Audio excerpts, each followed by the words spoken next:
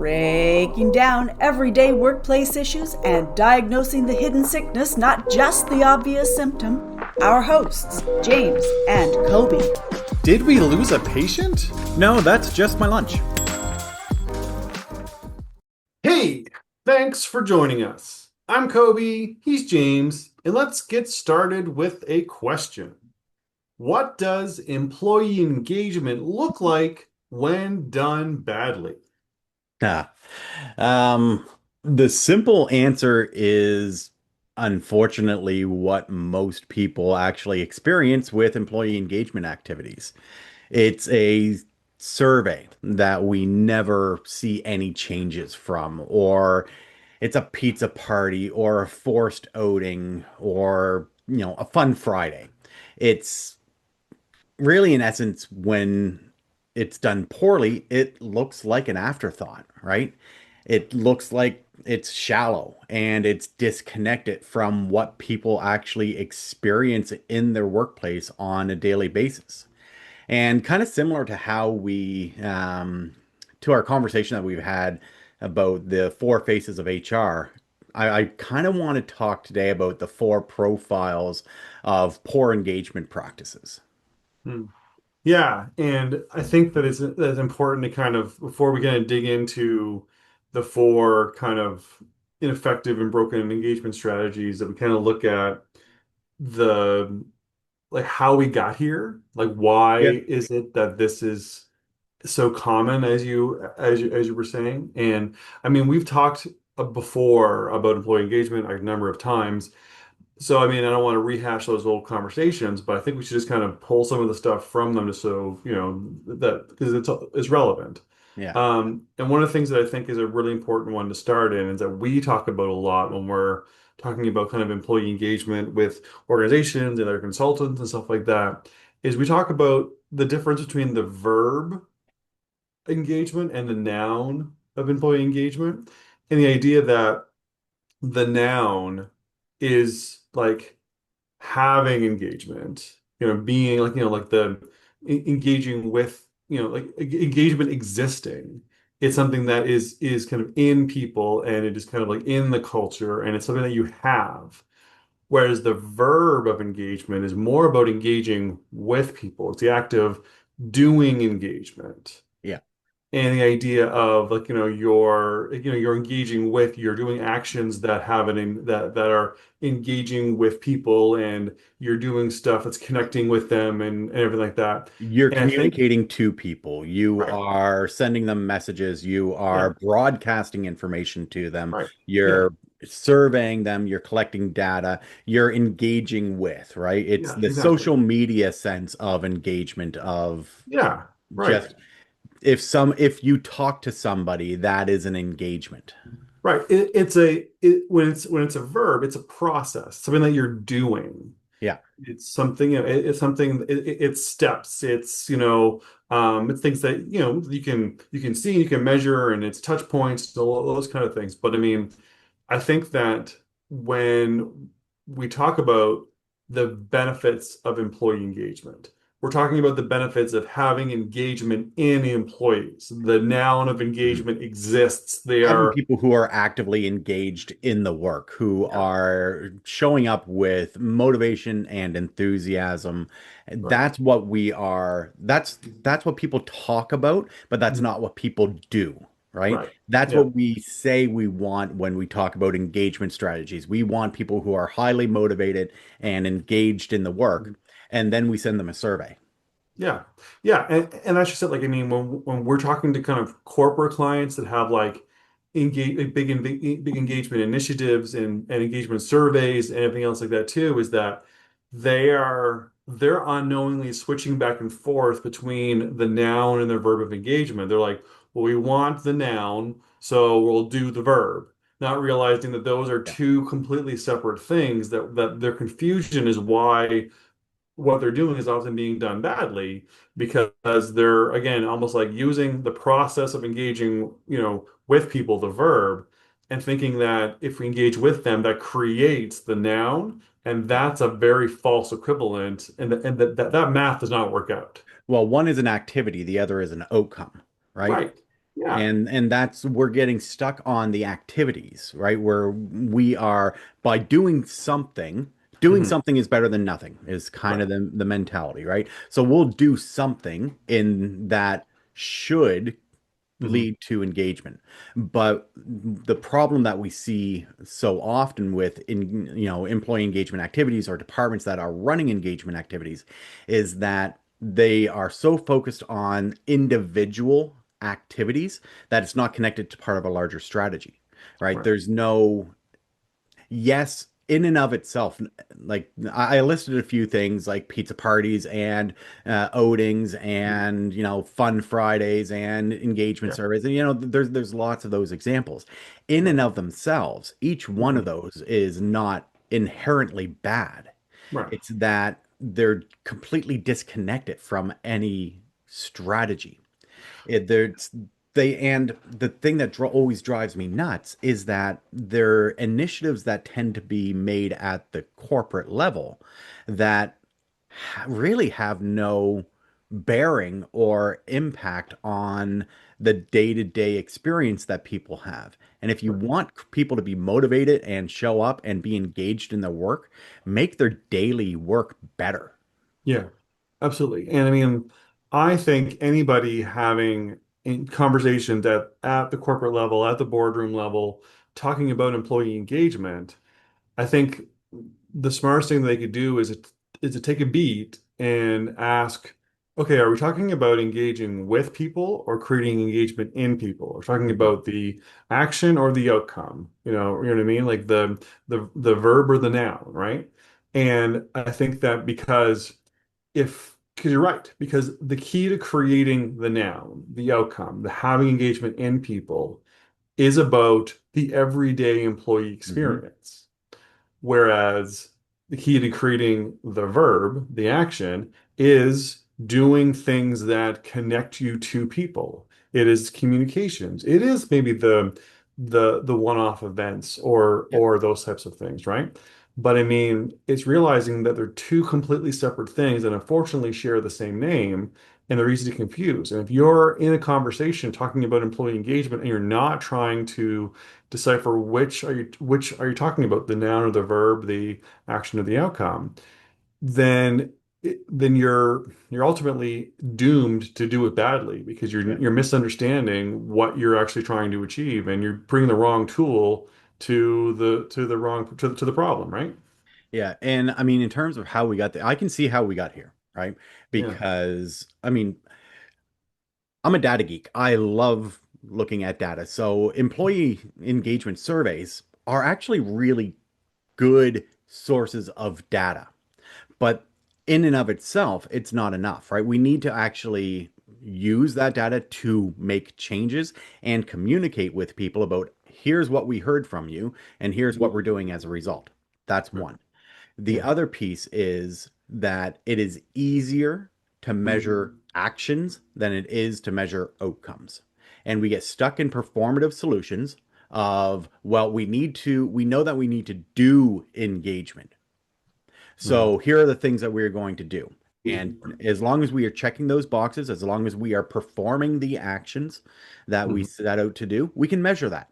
And Right. we can say that we have been wildly successful because we did everything that we set out to do. Mhm. It's easy to measure actions, but getting that outcome is more difficult because people are messy and complex. Yeah. Yeah, and again, like when kind of big initiatives happen and they do the surveys and that Mhm. kind of like that, and then they have that great data, then they're like, okay, so now what? Well, what kills me every time we take a look at the data is most employee engagement surveys will have a question framed around essentially asking um, how likely you think it is that change is going to happen as a Hmm. result of this. Right. And I've never seen results that are more greater than 50% on this, right? Right. Like Yeah. it when we're working with corporate clients and they have these great data sets to pull from, your front line are telling you over and over again that they don't see any benefit to them. No Hmm. positive change. They're Right. not expecting that this entire activity that you're going through is actually going to make a difference. Yeah. And they're largely right. Right. But the reason why they're largely right is because they're wanting the outcome. They're wanting to feel motivated and enthusiastic. They're wanting to feel connected and recognized, and they want to feel engaged in They their want work. that positive they want that positive experience in their Yeah, work day to day. exactly. And what they're given are the things you mentioned before. They're given the fun Fridays or the pizza parties or these one-off pieces or the end of the year Christmas parties or these types of things. And then, but like they're like, yeah, this isn't what I'm asking for. But the problem is you're not asking me in your surveys the right question. I care about the employee experience. I don't care about, Yeah. forced hangouts after work Yeah. every third And Wednesday. you can't frame the question like as a corporate initiative, as Yeah. a when you're crafting the survey questions, you can't use language like employee experience, No, right? you can't. You Yeah. have to get to the result without using the buzzwords, right? Right. Because Yeah. employees are not going to tell you, I want a better employee experience. Right. Well, some might, but Yeah. generally it's I want less of this garbage that is bogging me down on a regular basis, and I want more of this stuff that makes my job easier. Yeah. Yeah. I want less swag and I want, you know, managers that listen. Right. Right, like it's that kind of stuff, and I mean, like, and we've talked a number of times. Actually, I think the conversations that we've had about about management skills and stuff like that, and good leadership. Those are hugely beneficial Hmm. to kind of talking about like how do we really like create engagement because so much of the employee experience is defined by Oh someone's yeah. direct supervisor, right? Yeah, so I mean, like, so it's the idea of, like there's a lot there, but I don't want to dwell on that because we just, have a conversation about that. But it is really just kind of getting down to how we got here is misunderstanding the difference between, again, the action and the outcome, the verb and the noun, but also thinking, well, we need to be able to measure it and measuring survey results, measuring interactions and touch points and those kinds of things and events and those types of pieces. Our communication is going out there, right? The internal comms actions. Yeah. That's really easy to capture that data. Because we misunderstand the point and we're using the wrong tool for the problem, we're using the verb when we want the noun, and using the verb is really easy to measure. That's why we're That- where we're at. yeah. We've taken the path of least resistance. Yeah, whether or not we were looking in the right direction. Yeah. Yeah. So yeah, so I think that again, it's important for us to talk about what I think next. What does it look like? And I mean, you mentioned before we kind of have the kind of the profiles, kind of the four broken Hmm. employee engagement strategies. And what's so funny is these are things I think anyone that's worked for like more than 5 years can probably be like, yeah, I've experienced probably all of those, or at least three out of four of those, Yeah. because they're so prevalent. Um, yeah, so we'll go through them kind of each individually, and then we'll kind of hopefully we'll get to a point where we can make some recommendations on, okay, so we talked about how we got here, we talked about what it looks like, but what can we do about it? So hopefully we'll get to that. But let's start with the first one, the one that we call the broadcasters. So this is like the initiative, or this is like the approach that many organizations take, especially at the corporate level, Yeah. where they're talking about what we just said before about engaging with people, focusing on the actions, focusing on the verb. It's just like, we just tell you stuff, and because you have access to things and you've heard from us and you've opened up those emails, engagement achieved. And it sounds ridiculous when we frame it this way, Yes. um, intentionally. But it's far too common Yeah. that engagement is looked at as purely a communications activity. Hmm. Literally listening to clients and stories of, you know, thinking that the problem is that people just don't understand what it is that you have to offer. And if we just told them the same information in 47 different ways, with 47 different touch points, with emails and with posters and with all in, okay, there could be a communications problem, but you're not going to communicate your way out of bad practices. You have to Right. actually change the bad practices. Yeah. And this broadcaster mentality of, well, it's not us who are wrong. It's obviously the employees who just don't understand how flippin' amazing we are as a corporation. They're the ones who are wrong. So let's do more communications and let's blast them with more emails and, make the managers do, big communication sessions during their morning meetings. Like it Hmm. doesn't work. No, and the thing too is like I guess so again, we see this a lot when organizations are like, especially corporate organizations are trying to improve motivation in people. So okay, we want to make sure it's really clear how great it is to work here and that people can, like we're making a difference or we're really trying to kind of have them connect to how lucky they are to work here. So they do campaigns where they hire these very attractive models to wear the store uniforms and Yeah. pose and like laughing and like stuff like that, and they put them up in the break rooms or they broadcast those kind of on social media, and they're like, boom, we're engaging with people, we've got stuff for people to see, this really easy measurable pieces, so we're pretty great, so we're nailing it. Yeah. It's like a grocery store celebrating how they, buy produce locally. That's a good thing, Yeah. but it doesn't actually make any difference to the daily experience that your employees have. Yeah. Right? So putting up more communications of, look how great we are because we are doing this marginal benefit to the community. Then they leave the break room and they're inundated with all of the crap that they have to deal with on a regular basis, right? No, I Your think it's really important. communications and your actions do not align.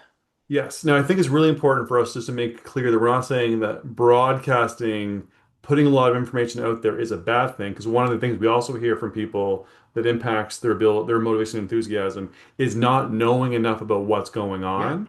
But imagine how frustrating it is when you're you're at work and you don't understand the why stuff is happening, or you don't know what's going on, or things are changing constantly and you're expected to kind of keep up, and the stuff that you want to know you're not really getting access to. It's not the conversation in the morning meetings. There's not lots of information available to you online or in the break room or whatever, but those posters are up, those like the banners of we're buying local, or we donated this much money to charities last year, or those types of broadcasting there's effort being put into that, but you as the everyday employee don't really know the stuff you need to do your job well. That just compounds how frustrated and how unmotivated, how unenthusiastic you are, because they can take the time to tell us that, but they can't take the time to tell me what I need to be able to provide good customer service or be able to follow through my work or bring my best self to work or whatever, right? Yeah. You're right. There's, for any of these um, kind of profiles that we are talking about, the actions themselves aren't, actions are largely neutral. Like these activities are largely neutral. They can be Mhm. really good, they can be really bad. It really depends on, is it connected to a larger strategy? Is it connected to something that will actually improve people's ability to be engaged in the work? Right. If the outcome is tied to the action, so if your action is just being a broadcaster and the outcome that you're looking for is more broadcasting, then you have failed. Right. Yeah, absolutely. Yeah. And ultimately is the broadcasting you're doing about improving the everyday employee experience? And if it's not, you're doing it wrong, Like right? if If you you're have trying to started a create, new initiative or a new pilot program or a new initiative or new something, there's Mhm. new processes in place that are going to help people in their work on a regular Mhm. basis. Broadcast the crap out of that. Absolutely. But if Yes. you're just talking about how great you are without changing anything that affects your employees, Right. you're wasting, you're not going to get the engagement outcome that you think you are. Right. Yes. Or if you only think the way to create engagement in employees, motivation and enthusiasm is through broadcasting and just engaging with people, it's just through communication activities, then you're again bringing the wrong tool to the problem. Yeah. So, all right, so let's move on to the next one. Okay. So the next one is what we call the arcade. So the second broken employee engagement strategy is the arcade. And this is about when workplaces try to be fun and are trying to be like showy or like, we're progressive and like that. And it tends to be like a lot of like distractions or a lot of like, like a lot of effort in looking hip and cool and fun. Sometimes there's like, we have gamification elements. We have leaderboards of like, sales things or, like we've got, just it's about trying to be hip and fun and cool and showy and thinking that fun is what is needed in order for engagement to happen.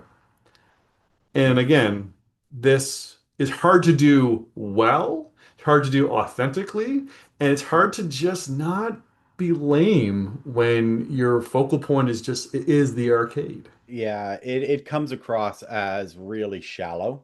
Hmm. I mean, your employees are not stupid, Yeah. right? If you are an employee in a large corporate entity that has, multiple or dozens or hundreds of locations, and what they get from you is a leaderboard for a $20 gift card to your own bloody store, it's wasted. Yeah, you're right. But I mean, this is also kind of when often like the fun pizza parties or the crazy casual Fridays, those often kind of live in In the this arcade strategy that because it's about being fun. It's about yeah. being hip, and Mhm. we are such a fun place to work. So in the 10 minutes that you actually have to sit down and take a break and catch your breath, engage in these really fun activities and then go back out into the madness, right? Yeah, Or even worse, we're going to have all of these fun activities after work and we're not going to pay you to show up, right. right? Yeah. So spend your day at work, work your tail off, and then on your own time, come on back for some great fun with people that you've just spent the entire day with. Yeah, and like again, like we also see this in like tech startups too. Yeah. And like it's the idea like, we're tech, we're cool, we're hip, we're doing the like, beanbag chairs and yoga balls instead of office chairs. And anyway, we did an episode, I think it was last season, where we talked about, like how effective is fun in, Yeah. as an expectation of your organizational culture. And we pretty much lambasted that concept and really shut down the idea that fun is a terrible like value proposition for organizations to kind of try and achieve if they actually want to be a good employer, right? But a lot of that is, so I'll make sure that's referenced. We have that episode listed in the show notes, so if people want to check out that episode, it's a good one. But the idea of this is, kind of embodying the arcade. It's like, we're not. The job is hard. We don't respect you. We don't train our managers, but pizza and t-shirts on Fridays. Tech is bad for this. I mean, Yeah. it's so often, especially in tech startups, Yeah. they want you to work 60, 70, 80 hours a week to build this culture, to build this amazing next whatever, right? We're going to Yeah. be the next Google, we're going to be the next Mhm. Amazon. So Right. get in on the ground floor, work like a dog, but don't worry. because we've got foosball, Yeah. Yeah. right? So It's again, we are taking it a little bit to the extreme to yeah. show the ridiculousness of these mentalities, but these are unfortunately way too common as the focal point for engagement strategies. Yeah. Now again, we've seen elements of the arcade done well as part of a larger strategy, Yeah. right? Like, I mean, again, we work with clients that that allow like have a pet friendly policy. People can bring their pets to work. There's some rules around it. There's and everything like that, but it's well maintained. But like it's about providing kind of a casual environment that people can actually feel like that there's that they can have some other things like they try and take off like Friday afternoons in Mhm. order to do something that will be a staff building Personally, I piece. would love to have a foosball table or a pool table, right? Yeah. Like in a games room or a break room where if I'm working away and I need a few minutes to recover and just take a break and clear my head, Mhm. I would enjoy that. Yeah. But if that's all I get from you, Mhm. then I'm not going to be satisfied. Right.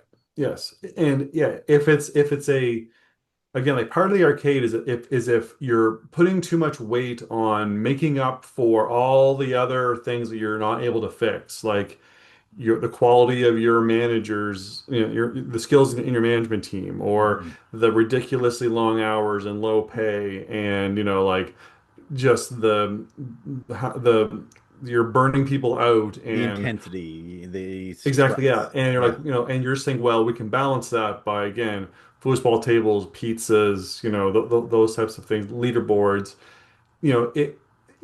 That doesn't work. But if you're in a workplace where you're like, you know what, we don't have to be stuffy. We don't have to be, like super serious. We can be, we can kind of be laid back within, but still be productive and still be effective and still Mhm. provide you what you need to bring your best self to work and to not feel burned out while you're here. And we listen when you get good suggestions on stuff that would make, the experience you have as an employee more effective, more engaging, so you're more motivated, you're more enthusiastic and optimistic about working here.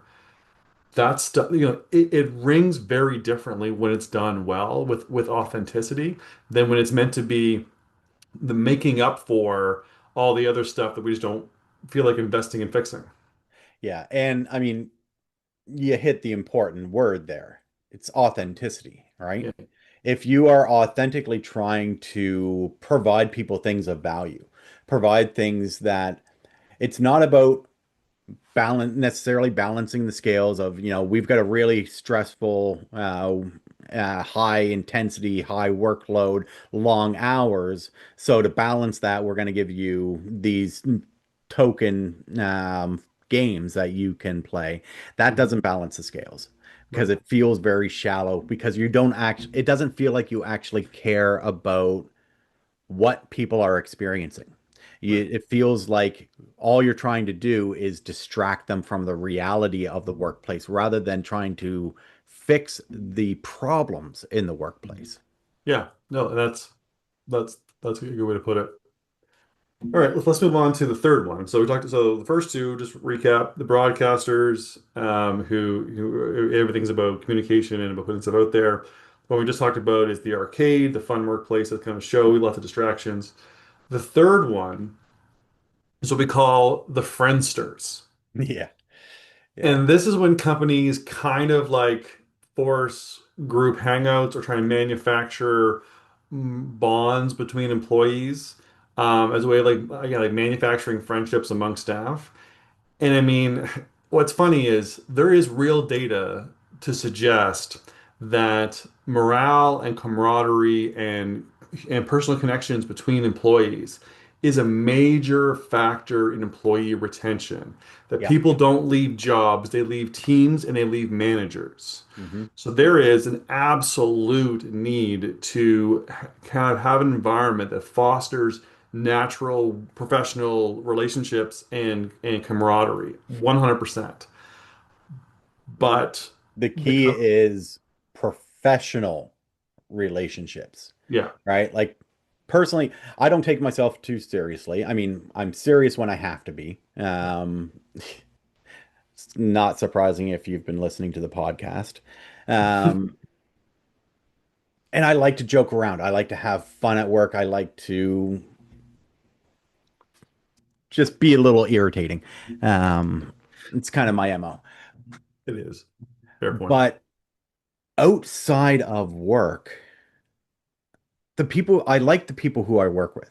And in previous jobs, I've had great friendships that have been developed as a result of work Hmm. that have carried on beyond that.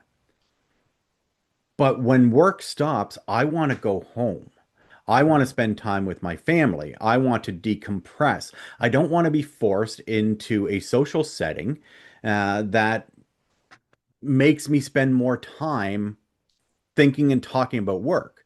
Because these great professional relationships that I've built and these friendships that I've built are still built on the foundation of the commonalities that we have around work, right? Right. So you end up with in these social gatherings where all you're really doing is just talking more about work, Hmm. right? Not everybody wants to engage in social activities outside of work. Not everybody is able to engage in social activities outside of work. Yeah. People have a lot of other commitments, family commitments, childcare commitments.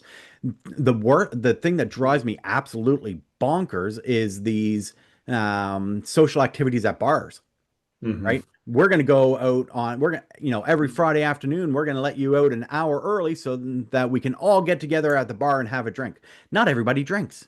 Not Yeah. everybody wants to drink. Not Right. everybody feels comfortable in a bar for any host of different reasons, Yeah. right? Again, it's the forced activity. It's rather than facilitating a natural desire for people to engage in social activities. It's forcing it upon them. Yeah. And the problem is if you make it optional, then people still feel like because the commonalities around work exist and our conversations when you're out socializing with your coworkers still end up revolving around work, those who don't show up feel left out because there's Yeah. still work that's happening. There's still conversations that's happening, and it ends up being an exclusionary tool rather than an inclusionary tool. Yeah, no, and you're 100% right. And I mean, like the thing that there's lots of people that have, like you said before, that are unable to participate in the after hours stuff, like childcare reasons, all kinds of stuff. But like we talked about in kind of one of our psychology for the workplace episodes, we talked about introverts and extroverts, Hmm. right? And I mean, the idea of what the difference between an introvert and extrovert is where they get their energy from. And extroverts get their energy from other people, from social situations, from kind of like, interacting with groups, where introverts, that drains them. Hmm. They are recharged by solitude, or they're recharged by, like meaningful conversations with a small group of people. And it's very much, of all the other kind of like demographics that are exclusionary, when it comes to kind of like, the social events, those kind of pieces like that too. A massive amount of your employees are introverts, Hmm. and they are having to put a lot of energy into not being excluded by attending Yeah. these things. And and again, it takes a lot out of them to sit down at a bar and have a shallow conversation with Pam from payroll because we're supposed to do this is what we're supposed to do. This is part of the work requirements, right? And again, it's to me what drives me crazy about the Friendster approach is the we acknowledge it's not great to work here. So instead of us fixing that, we're going to make you all each other's support system so you can continue working here and we don't have to fix anything. Yeah. Yeah. This is the one that I don't know if it is the one that bothers me the most. I think so. Um, because it feels like it's done so badly so Mhm. often. Yeah. Because when do we schedule social events? Friday afternoon, Friday evening, right? Hmm. Friday after work, or even worse, on a Saturday, Right. right? By the end of the week, I am very fortunate. I love what we do at Roman 3. I enjoy it. It in many ways fills my bucket. I you're not terrible to work with. Oh, thank you. Um, eh, That's what you okay. say on camera. Off That's camera is what, totally different. yeah, exactly. It's far harsher. But like even for me, who I recognize that I am quite lucky in, being able to do something that just I really enjoy doing. Right. And yet by the end of the week, I am tired. Yeah. All right. Hmm. I can remember being in other positions, other organizations where I did not feel as fulfilled by the work, getting to the end of the week and not wanting to talk to anyone, right? Hmm. Put it, and yet the Friendster approach is let's take a Friday after work and all get together for a forced social activity. Hmm. No thanks. Yeah. But yet the expectation becomes if you don't do it, you're not part of the team. Yeah. Yeah, absolutely. And again, there's just, it's like I say, I get again the thought of why it's a valuable piece. Like I say, there's lots of research to show that, it's our coworkers that end up being a huge motivator in why we stick with the jobs we do and how, Mhm. and we can lean on the people that we work with when we have a bad day because they understand what we've gone through. And again, there's lots of very valuable benefits of having Yep. real human connection with those you work with. Absolutely. The problem is you can't manufacture that, right? No. You have, if you want that to happen, you need to be in a culture that is designed to support each other, that is designed to help each other out. We've seen organizations, we've gone into and we've worked with companies that have trying to change their culture, that their old culture used to be pitting people against each other and departments against each other and managers against each other and then expect them to go out on Fridays for the after work hang and they're sitting across the people that they just been like fuming at all day but they gotta show up because Where, that's expectation and this whole thing, right? yeah. Whereas and that just it just exacerbates the problem. So part of when we've gone in there, we've torn down those walls and created psychological safety and build stronger bonds with employees by helping them collaborate more and resolving issues and then building actual human And connection. not having people compete for resources, right? Yeah. Giving people what they actually need to be successful rather than creating this false competition Mhm. for as if there's winners and losers. And Yeah. we're only going to ever support the winners and the rest of you, well, Yeah. tough. Right. Yeah. And again, there's a lot of workplaces that are highly competitive, and there's often like war between the like finance or admin department and the like sales department or Mhm. kind of like the maintenance departments or these other kinds of pieces or production, whatever Or it is. field work versus office work versus like Yeah. we've seen so many different splits in Yeah. organizations and competition's not bad, but Mhm. forcing people to compete for resources Right. is. Right. But there's often managers that legitimately are when we talk about management skills and stuff like that, we've talked about this before, that they'll often kind of like to stay relevant or to stay or kind of have their team dependent on them, they'll pit their team against other departments so that way the manager is more crucial to the functions of the organization or the Mm, functions of their team, right? As a way of like self-preservation things, right? yeah. So and then that's the environment that they're like go hang out together with these people that you've been feuding with all day, right? Again, those are kind of extreme situations, but that is a reality in many, many, many workplaces, which is why the Friendster approach to employee engagement is so broken. It's done so Mhm. badly because there's often it just it makes it is probably the one that makes the problems worse in probably at least Yeah. half of the time. where the other ones are often annoying and benign. That one can actually be more damaging at the end of the day. Yeah, I think that's fair. I think I've seen far more frustration and damage come from improper use of force of like social activities or forced social activities or like that Friendster approach than I have with like as lame as the arcade can Mhm. feel and as ineffective as the broadcaster can be, Mhm. they generally don't make things worse Right. unless you are just absolutely terrible at Right. it. Right. Yeah. But yeah, the Friendster is actually a problem. Agreed. All right, so let's move on to the last one. So the Yeah. last one is what we call the award show.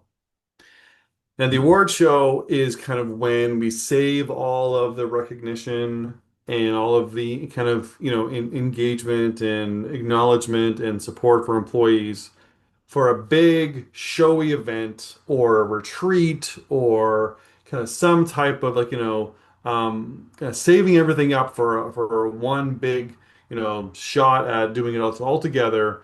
And it's it's often it's about patting the company on the back more than it is about actually engaging employees. We say it's an event for employees, but it's often really at the end of the day it's kind of marketing how great the company is to those employees, reminding them how lucky they are to have the organization. But we see this with like that's when they do like the employee awards and all those kinds of stuff too. And like the problem we have with this is there's lots of problems with it. One of them, when it comes to recognition, is we hate it when they save up all the recognition that happens throughout the year for the big showy event, for the award show. And instead of when it would have made a difference, would have been like immediately, would have been timely, right? Would have been something that, if I had known when it happened, this was great, I'd have kept doing it, or I would have felt great at the time. But now it's months later and I've long forgotten about it, and I appreciate that, but It's like, it's yeah, great. Okay. harder tomorrow. Yeah. And so, in order for recognition to be really effective, it needs to be timely, it needs to be authentic, and it needs to be appreciable. So, Mhm. timely, that kind of makes sense, right?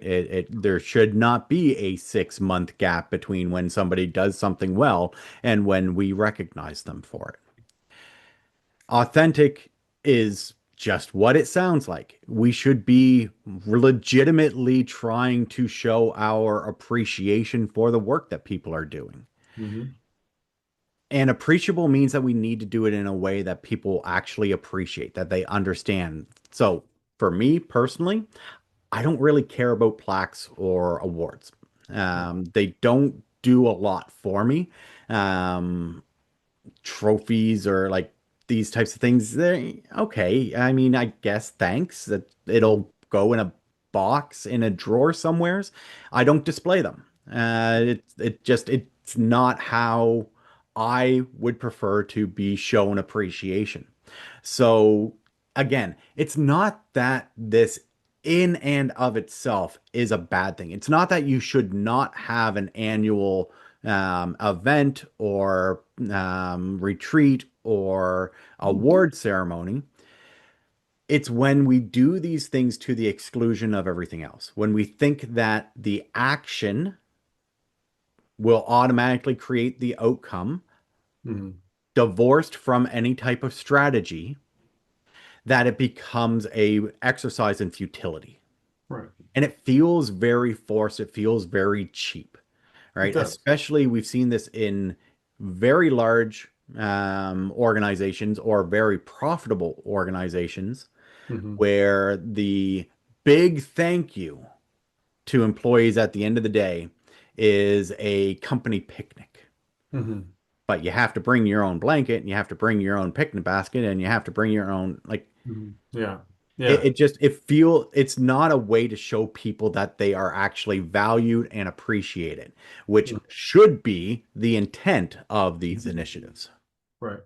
Absolutely. I mean, and there's that feeling of, okay, well, I know it's April and you're overworked and and you're burned out and you're tired but just wait till December because when we have that Christmas party, oh, you're gonna feel great.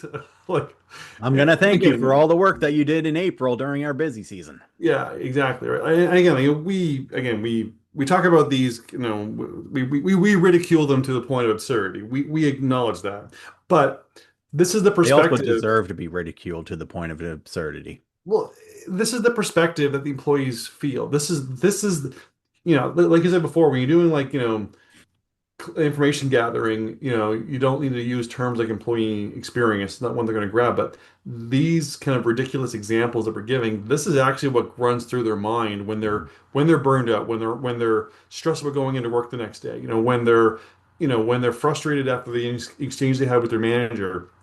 The ridiculing ridiculousness that we're saying is what's running through their mind. This is where Hmm. their head is at. And this is why it's so important for businesses to take a step back and say, are we doing this badly? Are we looking at the actions when we should be looking at the outcomes? We're looking at the verb when we should be looking at the noun of engagement, right? These are all the things that are are important for us to understand if we actually want the real benefits of employee engagement. If you want higher productivity, if you want higher employee retention, if you want, the more profitable and higher performing people that stick around longer, that are easier to recruit and hold on to, then we need real employee engagement. We need the noun, we need the outcome. And again, looking at the four broken strategies, the broadcasters, the arcades, the fronters, and the award show, these are not how you're going to get them. Yeah. What I will say is that you can use those activities Hmm. as part of a strategy. Again, it's not performative. It's not about we have to do something, so let's do a survey. Cool. Survey done. Check. Boxes checked. Let's move on. Right. So we've got a couple minutes left to talk about what you can you actually do. Right. So surveys are actually really good tools, Hmm. but it is a tool. It is not an end in and of itself. So if you are going to do an employee engagement survey, one, make sure that the questions that you're asking are actually in plain language and they are getting to the heart of what people experience in their work on a daily basis. Two, if you are doing the survey, you're collecting that data, you need to tell people what you're doing with it. If you are making decisions based on that data, you need to let people know. You need to let them know that here's what we heard from you. Here's what we are doing with that information. Thank you very much for sharing your opinions with us because it's going to cause it. Now we are going to do X, Y, and Z. That communication has to happen. If you are asking people for their opinions, you need to let them know what you're doing with it. If you're not doing anything with that data, don't friggin' collect it because Yeah. it's just a waste of time.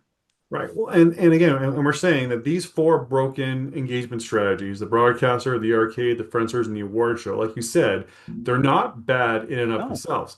Combined, they could actually be effective as adding to your strategy to improve the employee experience. Like if you're collecting data and you're saying this data from these surveys are how we're going to improve your everyday life employees, broadcast that. Put that out there. Absolutely. Let them know. And then if things are going well and you want to add a little bit more levity, a little bit more casualness to that experience, maybe some elements of the arcade could be a great thing. Hmm. If you want to create in the environment where employees can have a chance to kind of connect and chat and support each other, then elements of the Friendster done during work hours Yes. authentically and making sure that they're there to support each other can be very beneficial. And then if on top of all these things, you also want to show them that they're valued at an award show that is reinforcing all the great recognition and all the stuff that's been going on through the year as a recap and highlighting. That can be great as, again, actions that support the strategy of improving the employee experience. Yeah. I think fundamentally, if you are relying on any one activity to fix your engagement problem, you have an issue to address there. Yeah, agreed. You need a strategy. You need to know what you're trying to accomplish. And our strong recommendation is that your strategy should be focused on fixing the daily experience that your employees have. Absolutely. No, I think those last few comments from both of us is probably as good as we're going to get for a summary. I don't think I could do any better. So let's yeah. All right. I think that's about does it for us. Yeah. So for a full archive of the podcast and access to the video version hosted on our YouTube channel, visit roman3.ca/podcast. Thanks for joining us. For more information on topics like these, don't forget to visit us at roman3.ca. Side effects of this podcast may include improved retention, high productivity, increased market share, employees breaking out in spontaneous dance, dry mouth, aversion to the sound of James's voice, desire to find a better podcast.